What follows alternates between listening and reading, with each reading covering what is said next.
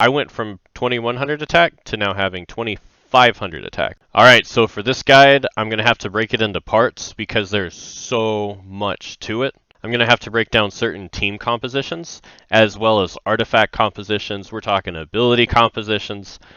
There's a lot to dig in here if you want optimal team play, and this would work if you're playing with a co-op group, which was what I like to do, and it would also work if you're playing by yourself, but I always like to think that it works a lot better co-op because you're proccing these things more often. So let's get into the ultimate min-max guide for support composition. Now the purpose of support composition is to either boost your entire team to make them all highly effective, or to boost one character in particular and just make them full-on beast mode. Now the very first thing you're going to want to look at is pretty basic, right? They call this the elemental renaissance. That isn't how you spell renaissance. I don't know how they want to pronounce that, so yeah, there it is. And this will be the first thing you look at when you're trying to make the ultimate support team to boost your whole team up to the next level, or to make just one character full on. Now I'll be using an example as a sample that anybody can use to make any team good no matter what. And so as I go through this first part of the guide, you'll be able to see that and use that so you can benefit from this video like right off the bat. Some of these things you may already be doing, but I think I have a few things that you haven't been doing. The Enduring Rock bonus is absolutely phenomenal if you can pull off a double geo. Double geos are a little difficult to put on teams, but if you do have a character that can take advantage of it, I would say definitely do it. Because there are characters like Diona and Noelle that can keep your shield up pretty much indefinitely. And so you'll always be benefiting from this. And the added benefit of having a low chance to be interrupted makes a huge difference.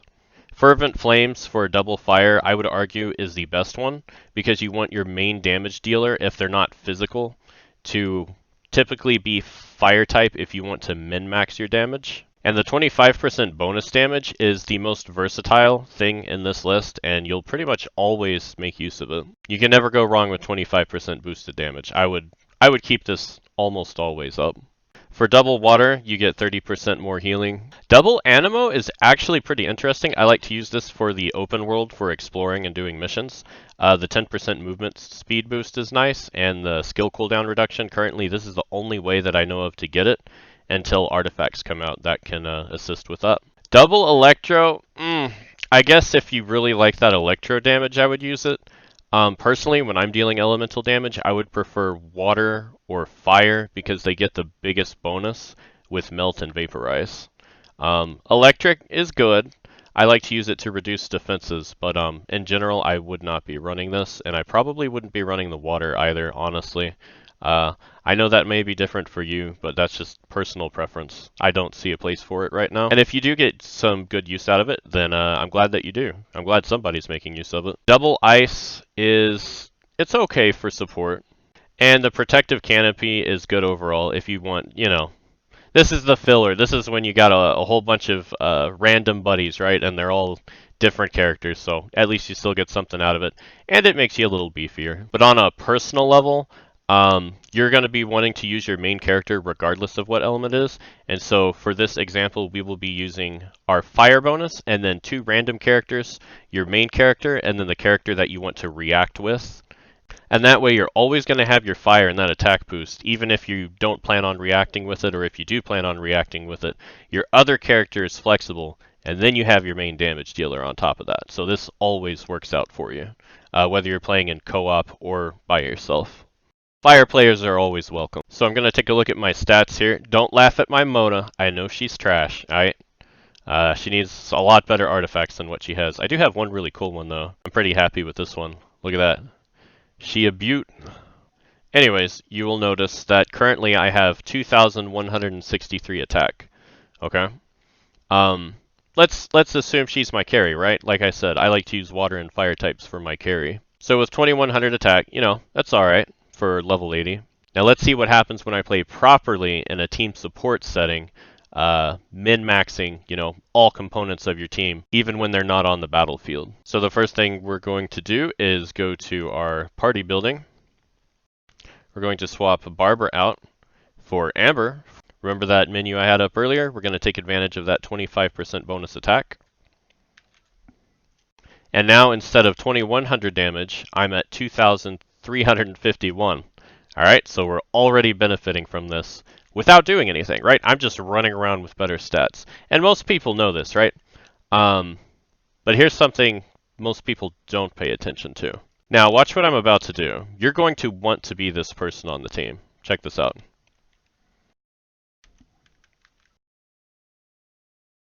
2,501 attack damage. Alright? You can keep this up almost indefinitely with the right characters, okay? So I went from 2,100 attack to now having 2,500 attack, right? Now I could leave a support character on my team like Xiangling, or I could have, you know, a buddy I know in real life for playing co-op, right? And he's keeping it up all the time, so it's easier to keep it up all the time since I'm not having to constantly switch characters. So right off the bat, I'm dealing more damage for doing almost nothing. Or maybe actually nothing if you're playing with a group. And the reason for this is because I have optimized the artifacts for Xiangling here. Using an elemental burst increases all party members' attack by 20% for 12 seconds. This effect cannot stack, so you can't just have a whole bunch of characters, right, all with the same artifact. But there are other effects that do stack. And we'll take a look at a couple of these. I don't believe all the artifacts are released yet. I did go to the Wikipedia to look at some of these, and I could not find any archived information of these artifacts existing. So they may very well just not be out yet. It could be nobody put it on the wiki yet, you know, but I'm assuming they'll be out at some point. Either that or just, you know, people haven't been adding any information publicly.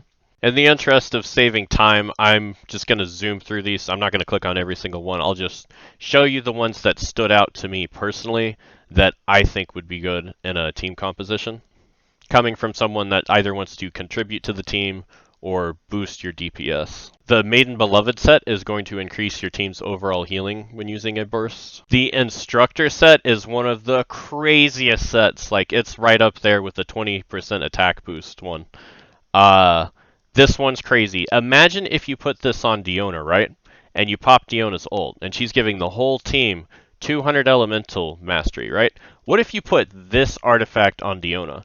You would be giving your entire team, assuming you're getting the elemental reaction, a 320 elemental mastery boost. Man, it's hard to get that, like, with maxed out gear. That's crazy. Just think of how much you're contributing to the team, or your own team even, just having that on there. Like, if you have 4 dudes that are all working for helping the team, you can get some crazy, crazy numbers up there. Like, this one in particular is nuts. That means a character like Diona with no investment at all with this set, plus her constellation, would have 400 elemental mastery with no investment. Well, you know, other than the big brains that you put into it, right? The Exile's pretty good if you want to boost your party's energy regeneration. I play Mona a lot, so, you know, I personally don't have a problem. I personally don't have an issue with this, but, you know, maybe other people will. But as of right now, my Mona and Fish will just, you know, they haven't been having issues at all. This Scholar is another pretty good one, but it's very specific if you want to give energy to only particular team members using a bow or catalyst. And finally, the most universal one that you're going to want to use along with your double fire. So I always run 2 fire, and then I run this set right here.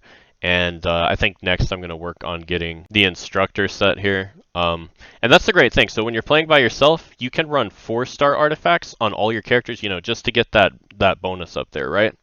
When you're playing in co-op, you know, you probably want better gear. But in general, I find it much easier. Just slap a bunch of 4-star artifacts on your characters to boost your 1 DPS up if you're playing alone. But yeah, this set right here is the big winner for me. I would always run this, and I would always run a double fire team unless you know exactly what you're doing, and if you have a plan, right? And normally your plans will be more refined than just what is shown in a tutorial, right? Because the purpose of my tutorials is to get you to understand how to min-max, because the min-max will never stay the same. It's always going to change, and so if you walk away from my video and you know what to look for, right? That's all that matters. I've shown you the artifact sets that I've discovered so far so that you can take advantage of them and piece them together in the order that you need for your own team. And I've shown you the elemental Renaissance, Renaissance, whatever they want to call it, right? You can use that to your advantage as well. There are also other factors character related that you're going to have to watch out for. So Amber, you know, as much crap as she gets, right? She does have some utility. If you pay attention, if you really want to hit those crazy numbers, like her elemental burst will give the entire team 15% movement speed and 15% attack. That's another thing you can do for your team. Assuming you want to play Ember in the first place. And even for Mona, she can give the team some really crazy damage here. Between her constellations and her talents, as you can see, she's giving the team 52% bonus damage while they have an Omen on them. That's kind of crazy. But in general, the purpose of this guide was to let you, you're going to have to figure all that out for yourself. Of course, I can go more in depth and continue this guide further when it comes to specific characters, but for the first part of this guide, I just want to send you off in the right direction so that you can grab your free stats to help you, get through that PvE content. And then afterwards, we'll work on some actual character compositions, right? To really ramp that damage up. Something else to consider are elemental reactions, as you can see down here. But these get so precise that I think I want to put this in part 2, because it's a lot to get into, and I'm going to have to direct attention away from my own personal preference and create something more universal that everyone can use, and maybe have to go through each one of these individually. Because we all like to play differently, and so I'll try to cater to that. I have a lot of bias in this area, so if anyone wants to add something before I put this out, speak your part now. And if you think I missed anything, also, give me a heads up. Because with my videos, accuracy is the most important thing. And so if I miss something, I want to hear about it. And I'm always going to put it in the description to prevent misinformation. So whenever you're watching my videos, always check in the description to see if I've edited something. Because oftentimes, people will catch something that I've missed or have something new to add entirely. So if information changes over time, we can keep that up to date. So that's it for this one. Hold up for part 2 and let me know if there's anything else you want to see in that one in particular. Also throw me a sub if you would like to see me do well and keep throwing out these guides. It'd be cool if I could do them more consistently. But that's all for now. Peace!